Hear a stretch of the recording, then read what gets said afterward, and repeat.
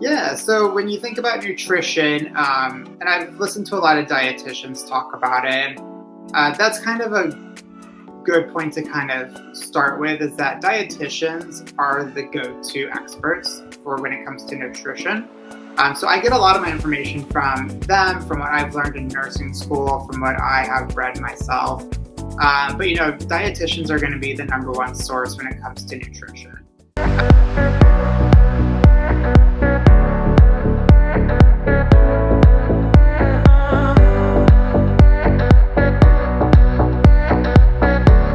Hello, everybody, and welcome back to another episode of Make Dreams Happen. I'm super happy to be back again with you today, guys. Today is Saturday. Yes, I'm recording this episode on Saturday. But today is another special episode because I had another guest. I will say, not a guest, a friend of the podcast. His name is Noah. I think a lot of people already know him. He's from here, from Phoenix. He's a super awesome guy, and he's a personal trainer too. So I'm gonna bring him, and I'm gonna let him to say hi, and let's start this podcast.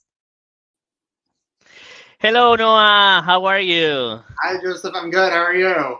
I'm doing great. I'm super happy to have you in the podcast. This time is online, but it's the Yeah. same. I'm super happy to see your face and have this podcast with you again. How's everything going with you? Good. Yeah, things are great. Business is picking up a little bit, which is nice. Thank you for having me back on your channel. I appreciate that and getting to talk more about today's topic of nutrition, which I absolutely love. Nutrition, I love nerding out over it. So yeah, I'm really excited to talk about it and answer any questions you have or what we go over. Awesome, perfect. So, before we start with this, I want to know how that's everything going with you. Anything new? What are you doing with your business? Any project that you've been working on? Yeah, so I actually did just wrap up a big project. Well, it was a small project that turned into a big project. I launched my first cookbook. It is 30 low sodium and high protein meals for men over 30. Don't get it confused. They're meals for just about everyone, but that's just who I like to target it to because we discuss things like blood pressure, weight management, which really takes a big effect as men enter their 30s and later. So the recipes are all geared towards watching your salt intake, making sure you get good quality protein in with your meals. And there's also a lot of like healthy dessert and snack options and some workouts included. So it's got a lot of great information. And at first thought it was going to be like a 5 or 10 page little booklet. And it ended up being, I think, 59 pages. Oh, So wow. it turned into a lot bigger venture than I had planned. But I'm really happy with the end result and just getting it out there to more people. And so that's kind of been one of the recent projects I wrapped up. And what is the name of the ebook, and where can we find the So ebook? the full name of it is 30 low sodium, high protein meals for men over 30, about a pathway to better health. And I will send you a link to where they can get a copy of it. I have it on just like a landing page, but I'll send you over the website link and you can use it as you would like.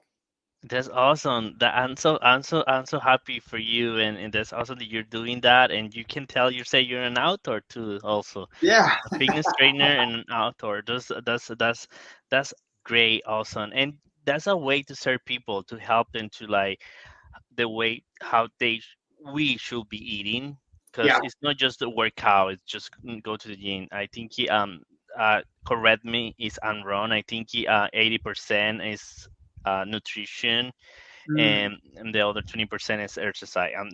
I'm correct or no? Um, it's pretty close. You are the expert.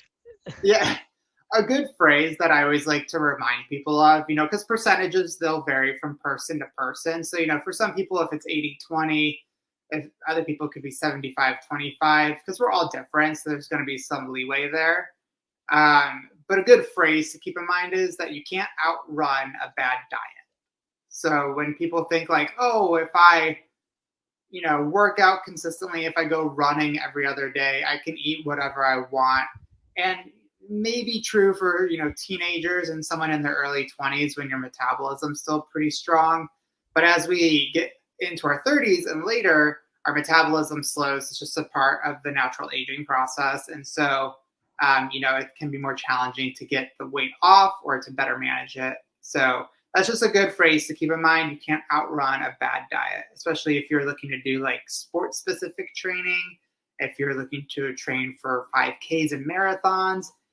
Yeah, you can maybe have a bad meal or, maybe a cheat day here and there, but it's not like eating ice cream 2 times a day for a month is good. You can't, that's not going to help.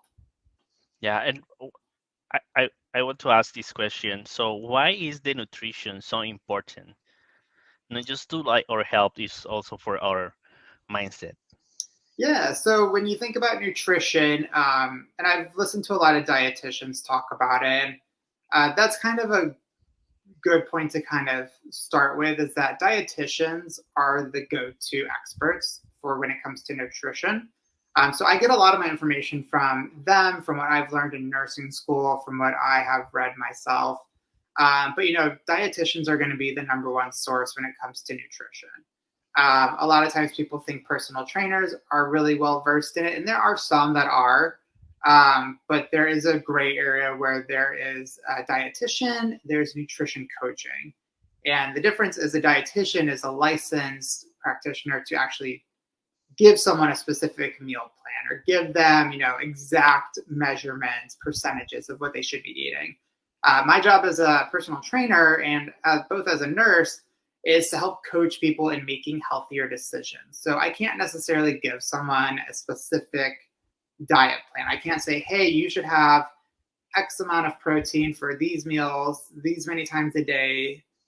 It just doesn't work that way. And it is technically out of the scope of practice for me in both nursing and as a personal trainer.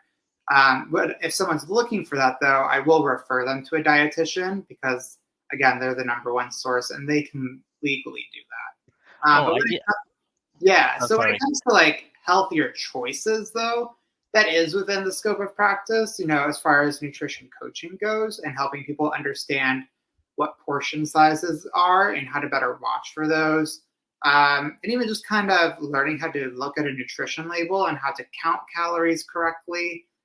Those are some basic things that we're taught at a really young age in school for maybe a day or two, and then just kind of expected to know forever. And it's challenging. Almost everyone I've worked with as a client, they say, I'll ask them when we talk about foods that they're eating. I'm like, hey, have you looked at the label?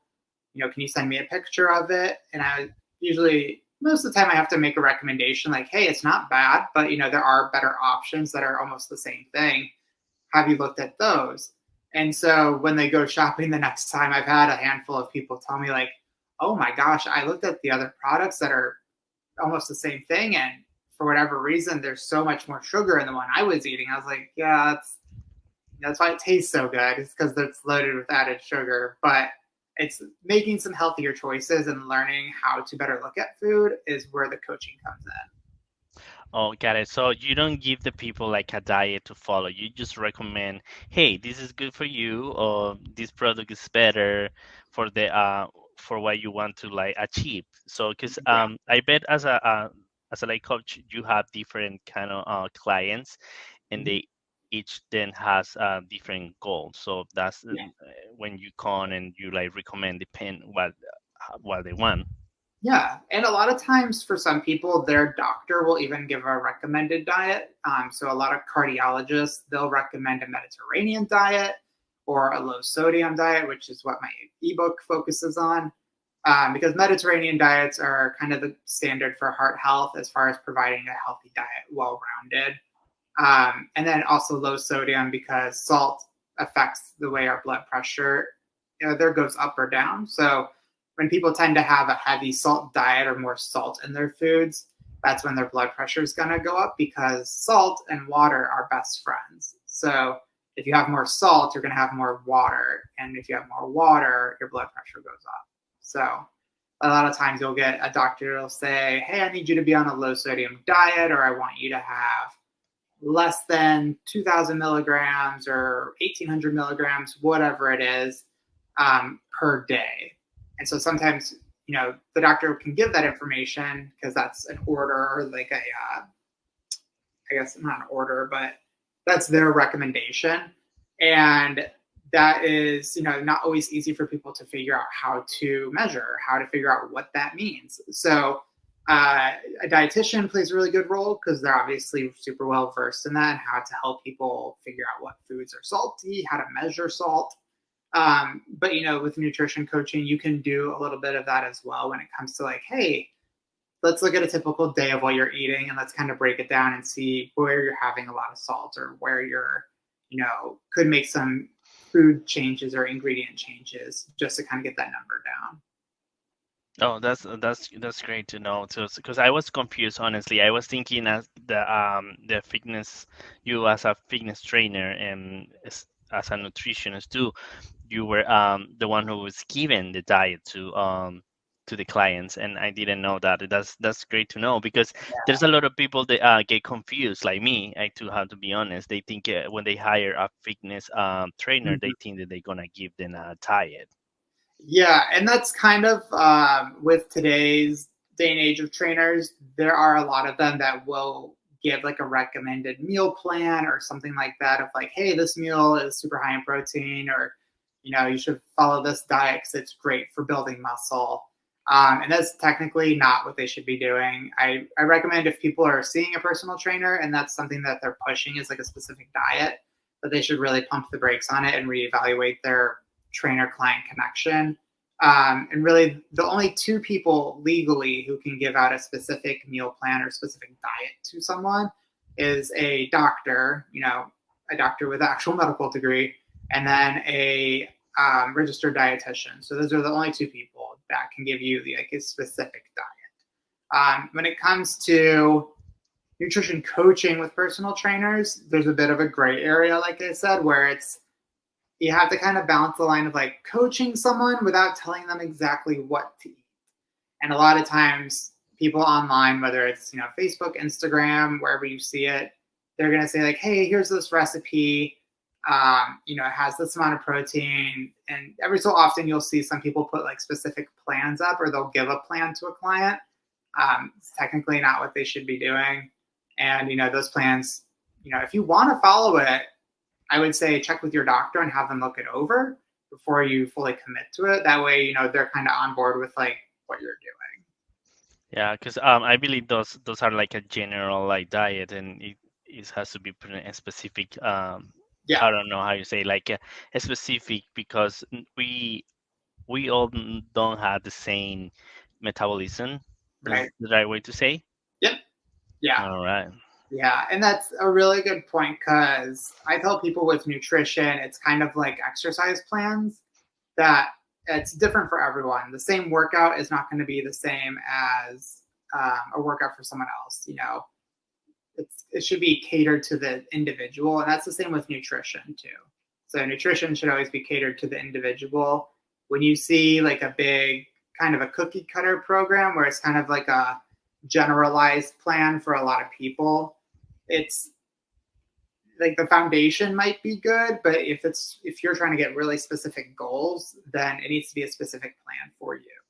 We were talking about a specific diet or nutrition for each individual.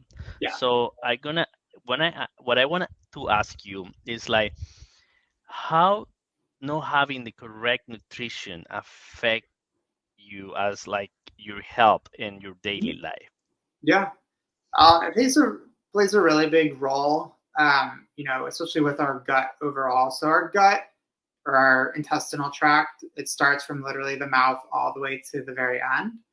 So it's a really long system and it does a lot for our bodies. One of the big factors is the food that we eat and that we break down in our system. Our gut, if I remember this correctly, our gut is part of the production of our serotonin in our body.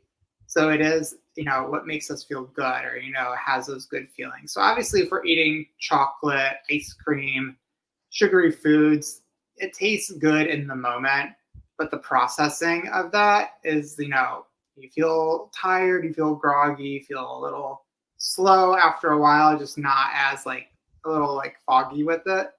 Um, so having the right foods in place are obviously going to help you have a clearer mind. Also with digestion, feeling lighter, just not feeling as bloated or gassy or crampy. Different types of foods are going to affect that. And then, yeah, it does play a really big role just overall. That's good that you said this when you are eating the chocolate bar or the candy or the burger. Mhm. So you in the moment you feel great. Yeah, It's like you are so good, but then it's gonna have a consequence later that, and that's how I call like instant gratification. So yeah, you're like getting like something you're like feeling good in the moment, but you don't know what is gonna happen in the future, and yeah, that's also happen when you're working in your cell and your mind and your health. So you have to think about it. So yeah, is worth it the instant gratification, or you should like think in the future and say, hey, if I eat this bar, this what I don't know, a sneaker or something like that, they're yeah, gonna feel good. But then it's gonna have like a consequence in the future. How you train yeah. people to like to understand that? So there is one method that I really like. It's called like food journaling, and it's kind of similar to just a regular journaling process when we work on like our mental health.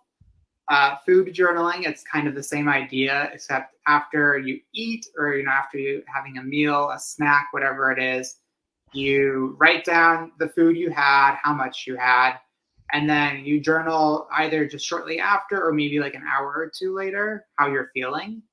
And that's a really good process for people trying to learn how food affects their body. So it really helps if people are trying to figure out if they're sensitive to a certain type of food, like dairy, gluten, or anything like that. Food journaling can be a really big tool to use. If you're having a lot of pasta meals or you're having a lot of meat heavy meals, whatever it may be, keeping a note of that. And that way you can look back at it, let's say after 3 or 4 days, and you can kind of say, like, oh, Monday and Tuesday, I had these kind of meals and I felt pretty good. But Wednesday and Thursday, I had these kind of meals. I didn't feel so great. And then you can kind of pinpoint where you're having changes in your diet and then how it's affecting either your mood or your energy and all those things that kind of play into that. So, food journaling is a really great tool that I recommend people do if they're trying to change their diet, if they think they're sensitive to something. It's a really great place to start. Yeah, and I think that affect you depend how you eat. It's because the other day I don't remember what I ate, and I was like feeling like exhausted. I was like feeling like Yeah, roggy, and I wasn't thinking clearly, and it's like what did I eat? yeah, And I was this protein bar that I bought it in one gas station. So yeah. then Well, I was like, yeah, I yeah, was like had a lot of sugar, or like, and oh, I think sugars it yeah. was, And yeah. that's the hard part too, since most of us are having at least 3 meals a day, sometimes more, maybe less.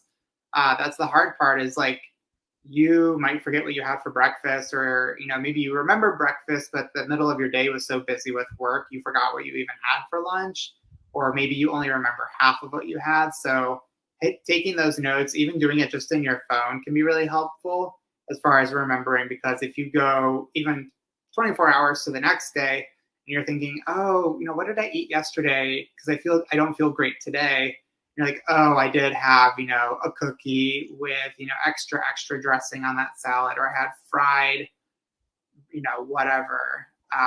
Then you can kind of piece together, like, okay, maybe I had a really heavy day yesterday. Maybe today we take it down a notch. We maybe cut portions a little bit back, or we have some more greens in our diet to help get some fiber going. And that's where you can kind of look at how your diet's going. Oh, that's great. So, Yeah. and I had another question, Noah. I know that you are a Yeah. nurse, and you how do you say it? I'm sorry, specialty My specialty?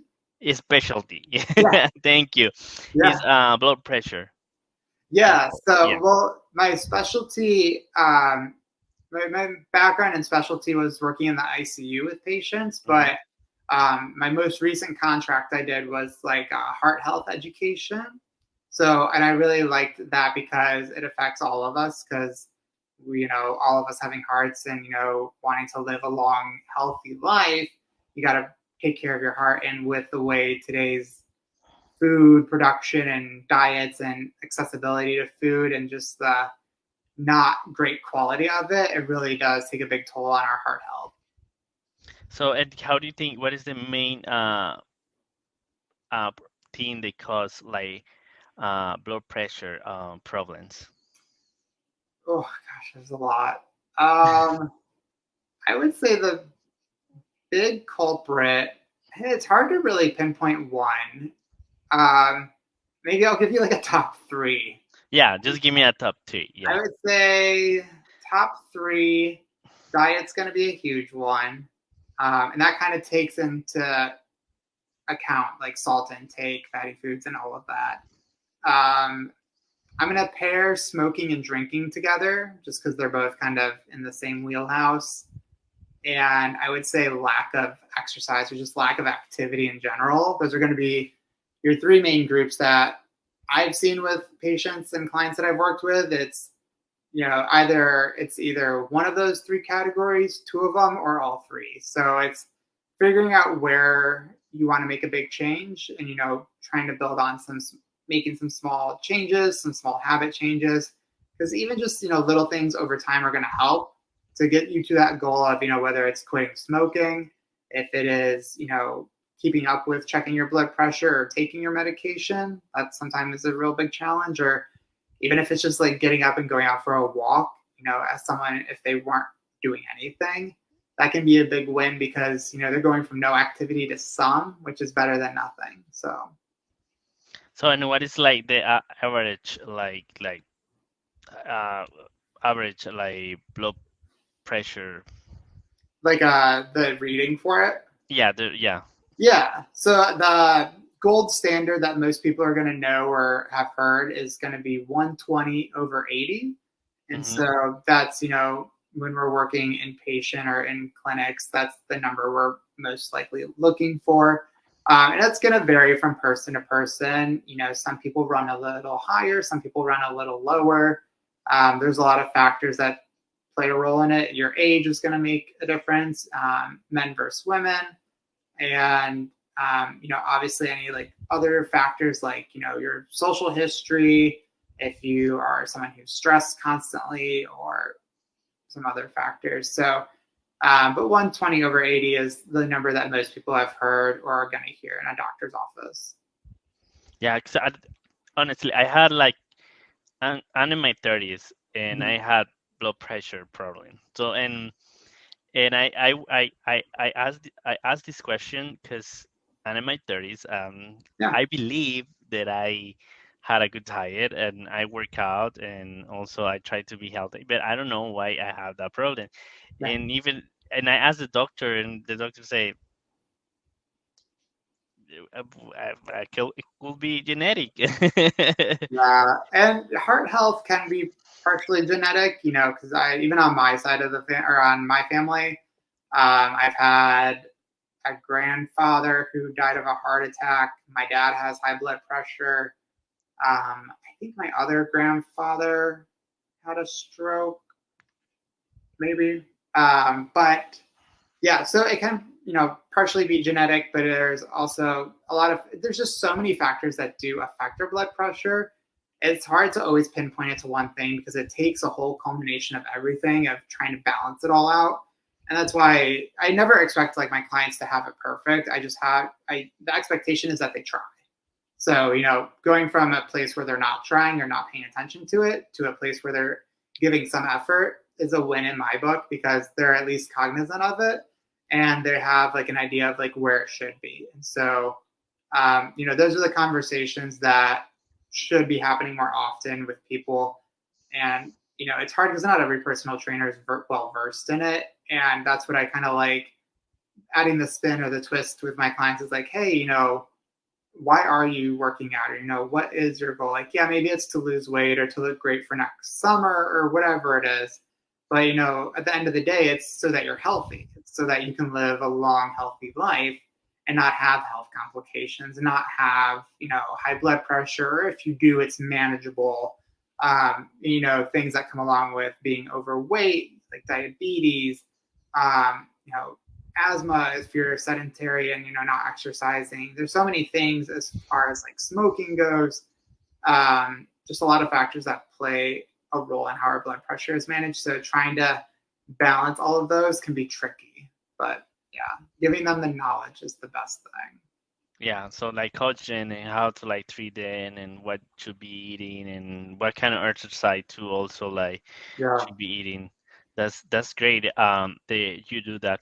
So and also beside that, you said yeah we were already talk about it. You as a fitness trainer you cannot give a diet, but you right.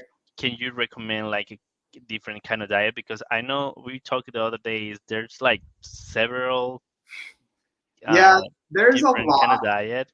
There So are. And some of them are good. Some of them have gone more of the fad route where they've gone a little like glamorized, or just like you see faster results doing a certain diet, and it might be like great in the like short term, but sometimes the diets aren't long term sustainable. So again, anytime you are looking at a big diet change or considering something you've heard about, whether it is like a keto diet, doing really just any diet, paleo, whatever it may be, always check with your doctor and see if they have recommendations, because they obviously know your health and they can tell you like, hey, that would be really good for you, or maybe it won't be so good for you.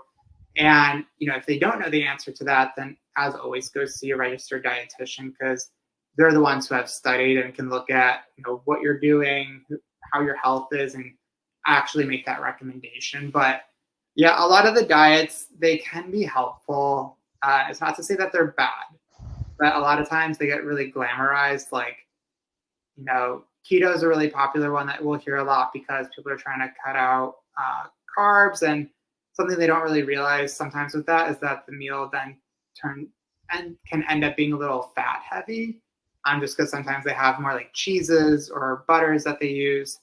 And so a lot of times when people are changing their diet and following other diets, they don't realize the other changes through the other main areas that are being made. And so sometimes we'll have people that I've worked with, they've been doing a certain diet for a while. I'm like, how is like your cholesterol looking? Like, how are these things looking? Because again, it's can be helpful in the short term, or if you're working with a doctor or registered dietitian to monitor those things. But if you're just kind of doing it on a whim and doing it on your own, then it might not be as beneficial as you want it to be. So the point with dieting and any nutrition is to make it long term, to make it sustainable. So a lot of times people have this idea that they can do a diet for a month and that it fixes everything. Everything, the weight is down, the pants fit better, the blood pressure is better. Which is great that the improvements have been made, but they're not always sustainable.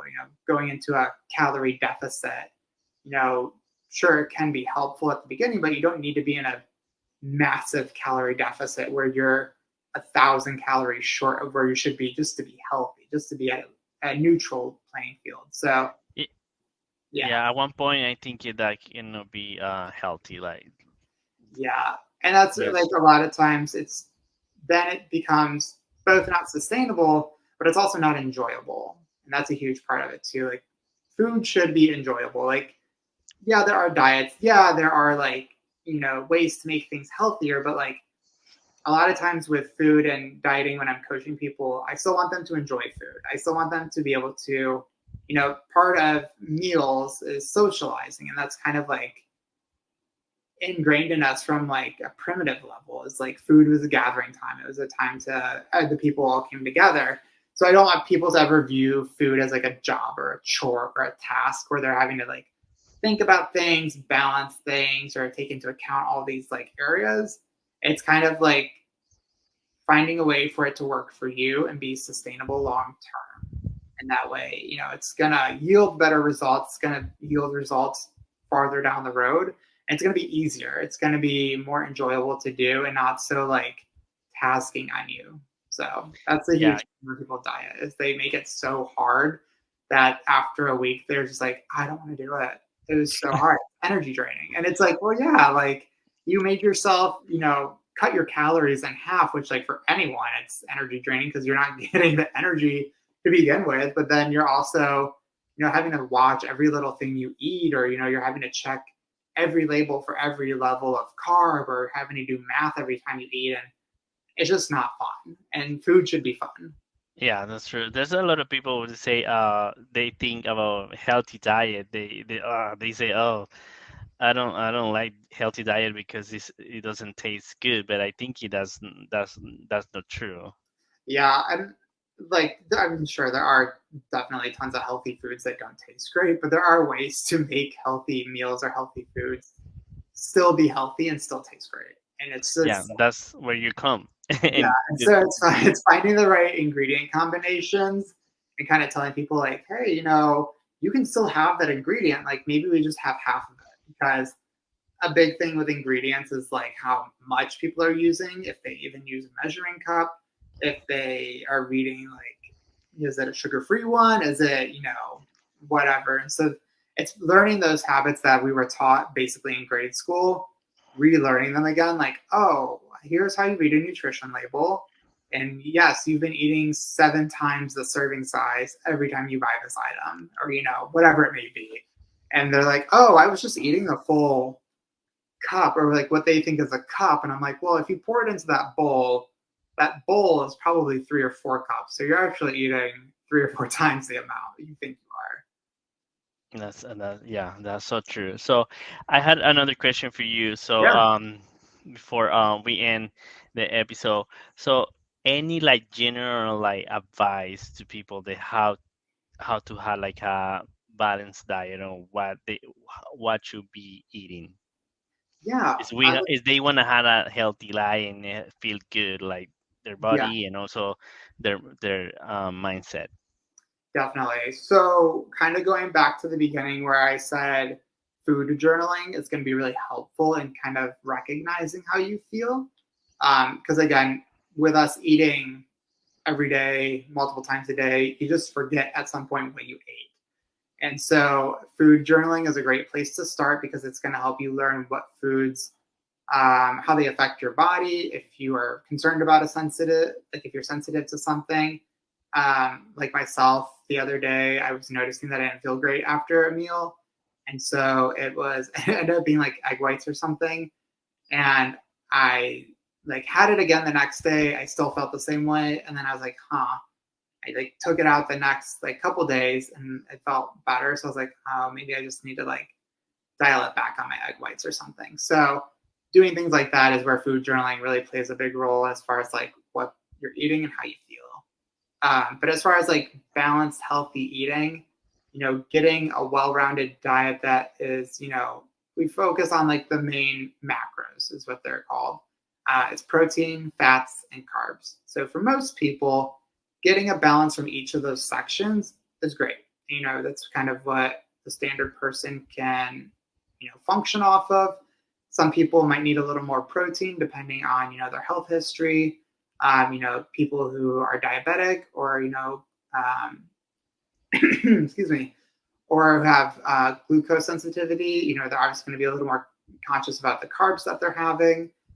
People who are watching their cholesterol, you're going to be a little more conscious of how much fat you're having. So it's going to be a little different for everyone. That's why it's a good conversation with your doctor to have, since they know your medical history, they know your blood work, they know what's going on with you. So if you really do want to like dial into your diet, always check with them. They can kind of point you in the right direction. But for most average people, a balance between those 3 is a great place to start. And that's getting, healthy carb sources or whole grain sources. And it's not just like breads and pastas, getting it from like whole foods, like, your fruits and vegetables.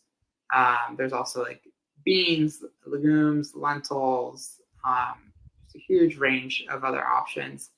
And then you've got, for fats, using like extra virgin olive oil, being mindful of how much oil you use, because just because it's the better, one is a better oil than the other, you still have to be mindful of how much you use, because it's still an oil. And butters, margarines, and spreads like that, cream cheese, they taste great. They taste great for a reason, but being mindful how much you have. And then also, healthy fats like avocados, seeds, walnuts, and things like that are a great source. And then you've got your proteins, which, we always think of meat as kind of the staple protein, but we can get that from a lot of other sources too. So, like, yes, there's meat, but there's also edamame, tofu, soy products. They have a lot of great protein sources as well. So, trying to get a balance from all of those and making sure that you're getting good quality fiber will also help with the digestion part. That's a huge factor because most Americans, based on the food that's in our country, our fiber intake is pretty low from what I have heard and read in a few articles. So fiber will definitely help with your digestion and as far as managing your weight too. So it's a big factor.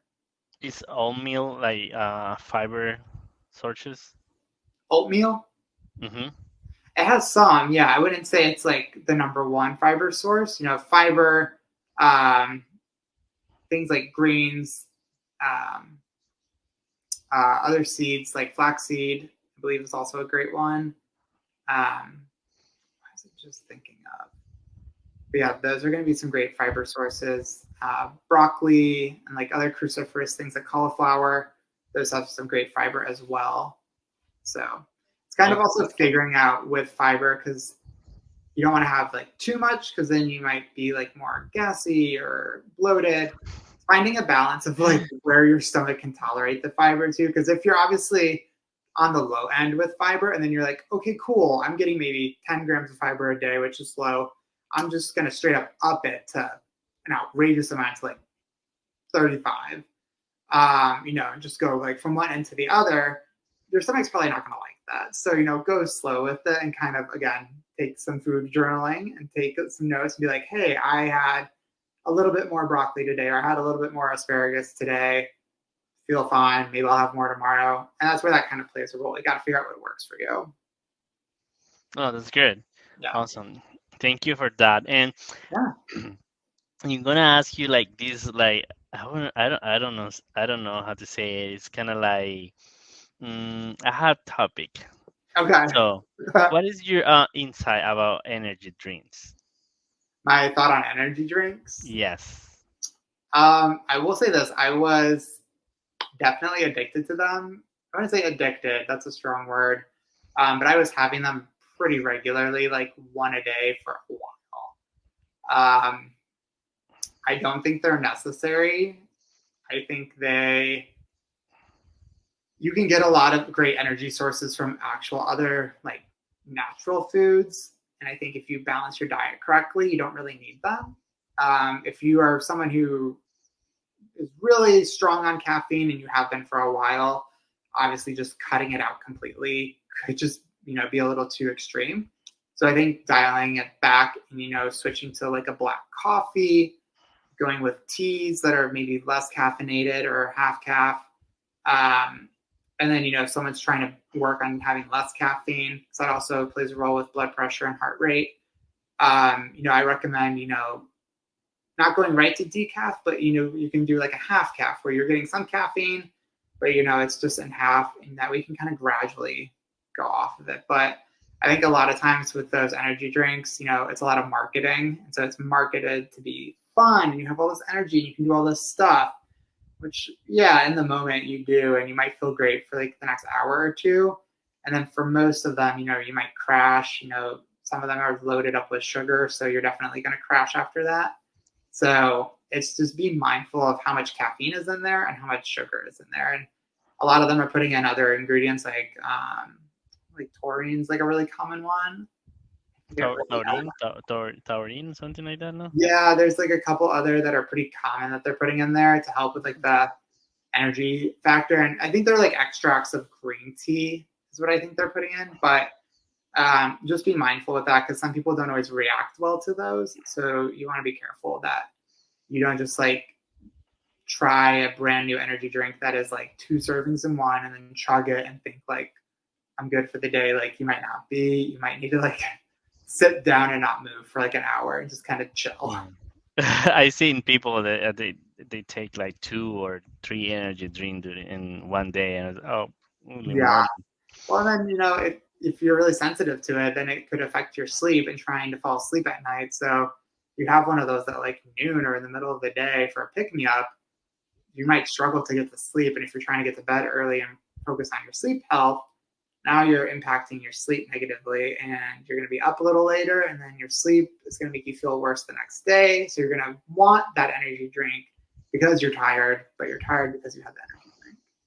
So it's a That's bit of a correct. cycle.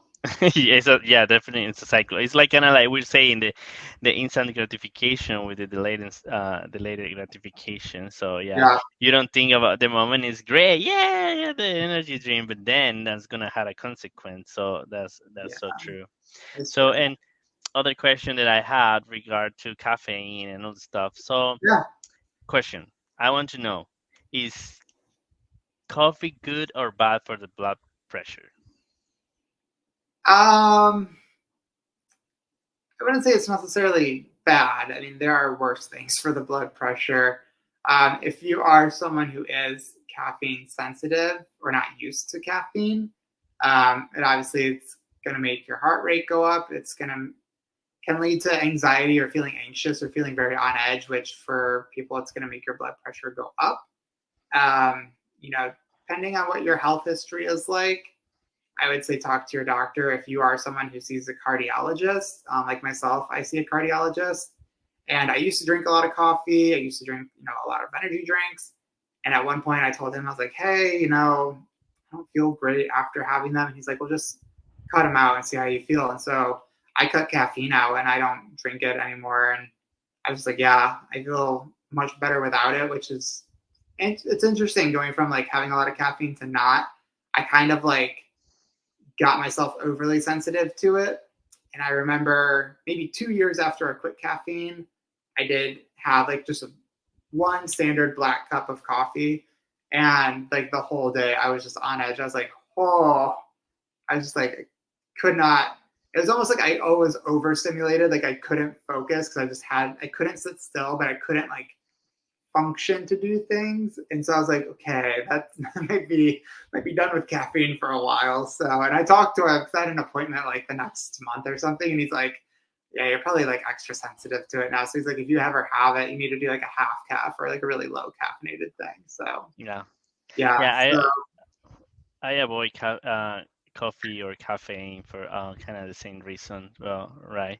yeah. Thank you so much, Noah, for being here today Thanks for with having me me. and with us. Oh yeah, of course. So, what is next for Noah? What is your next project? Why are you working?